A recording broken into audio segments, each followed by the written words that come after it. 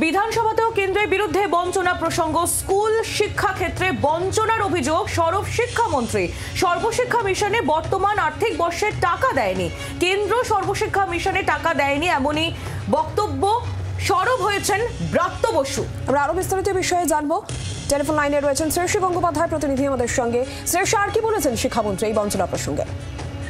দেখো, আজকে স্কুল শিক্ষা দপ্তরে যখন প্রশ্নোত্তর পর্ব চলছিল সেই সময় কিন্তু শিক্ষামন্ত্রী তিনি এই বিষয়টা নিয়ে সরব হন, যেখানে তিনি নির্দিষ্টভাবে তথ্য সামনে আনেন, যে তথ্যের ভিত্তিতে দেখা যাচ্ছে যে সেখানে তিনি বলছেন যে সর্বশিক্ষা মিশনের ক্ষেত্রে এবছর বা সমগ্র শিক্ষা মিশনের ক্ষেত্রে এবছর কিন্তু কার্যত দেখা যাচ্ছে যে কেন্দ্র অর্থাৎ 24-25 আর্থিক বর্ষে কেন্দ্র একটা টাকাও দেয়নি। সেক্ষেত্রে সূত্র মারফত আমরা যেটা জানতে পারছি যে এক্ষেত্রে এবছর এখনো পর্যন্ত যে টাকা দেওয়ার কথা ছিল সেটা হচ্ছে 1745.80 crore টাকা, কিন্তু সেই ক্ষেত্রে এখনো পর্যন্ত একটা টাকাও আসেনি, সেই খাতে শূন্য টাকা রয়েছে। ফলে সেই জায়গা থেকে দাঁড়িয়ে কিন্তু শিক্ষামন্ত্রী তিনি সরব হন যে এক্ষেত্রে সমগ্র শিক্ষা মিশনের যে টাকা সেই টাকা এখনো পর্যন্ত কেন্দ্র দেয়নি। শুধু এবছর নয়, গত আর্থিক বছর অর্থাৎ 23-24 যে শিক্ষাবর্ষ, যেটা শিক্ষা দপ্তর সূত্রে জানা যাচ্ছে যে সেখানেও কিন্তু কার্যত দেখা যাচ্ছে যে 23-24 যে আর্থিক বর্ষ সেই আর্থিক বর্ষের জন্য 1745.80 crore টাকা দেওয়ার কথা ছিল,